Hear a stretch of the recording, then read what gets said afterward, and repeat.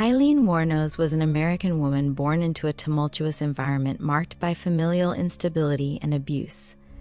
After being abandoned by her mother, she and her brother were adopted, but her troubled upbringing included alleged sexual molestation by her grandfather and other hardships.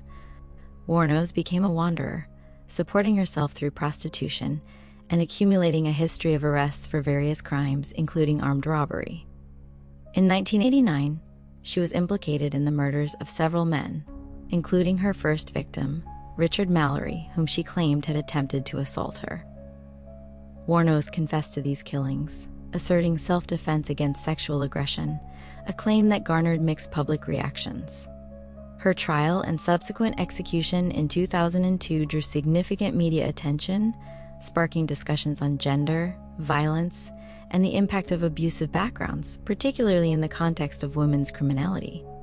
Wuornos' life and crimes have been the subject of numerous cultural works, including books and films, highlighting the complexities of her story and the societal issues surrounding it.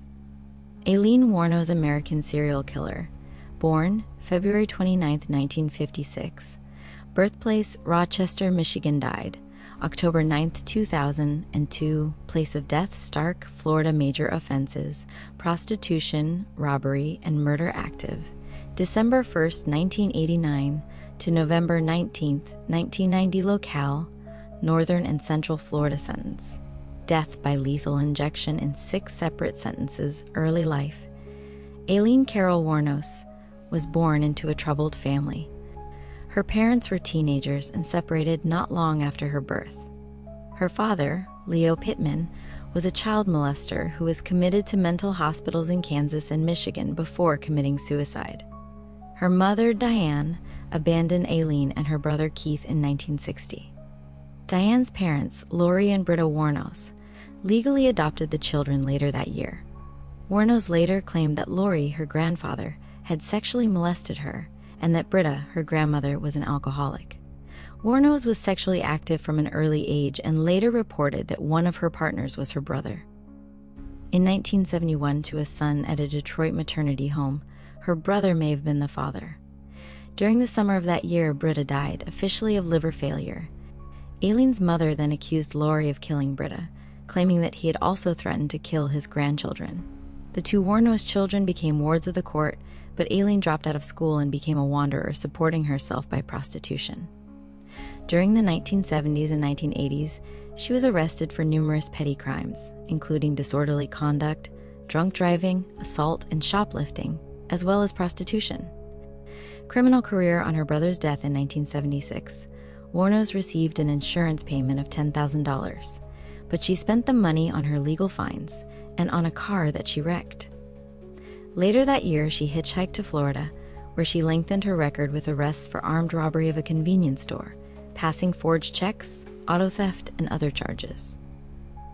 From May 1983, she was imprisoned on an armed robbery charge. While in Florida, Wuornos formed one of the few close relationships in her life.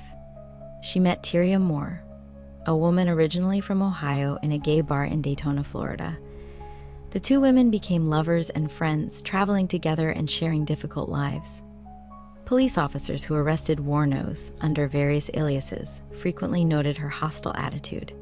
She seemed to seek out confrontation and traveled with a loaded pistol when she picked up customers in bars and truck stops or hitchhiked to sell sex to truck drivers. On November 30, 1989, she took a ride with Richard Mallory, a 51-year-old electrician. 2 weeks later, Mallory was found dead in the woods outside Daytona, shot 3 times in the chest with a pistol. Over the course of the next year, a number of additional dead men, some nude and some clothed, were discovered in similar circumstances. Legal action and outcome: Wuornos became a suspect in the crimes when she tried to pawn items belonging to Mallory and another victim, Walter Gino Antonio. Although she used an alias, police identified her by the fingerprints on pawnshop cards. Wuornos confessed almost immediately to 6 killings, but she claimed that the men had attempted to assault her sexually and that she had shot them in self-defense. Wuornos was sentenced to death by lethal injection in 1992. The appeal of the death sentence lasted more than a decade.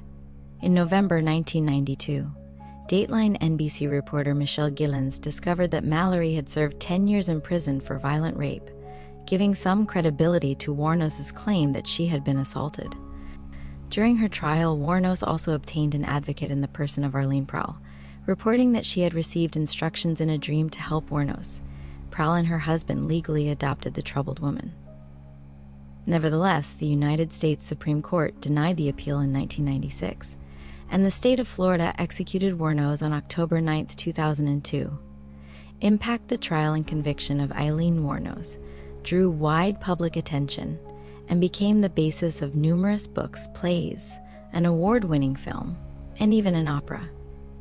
Part of the impact of the Wuornos case was due simply to the fact that the offender was a woman who killed men. Serial killers are generally identified as men, often killing for sexual motivations, with women or younger men as the victims.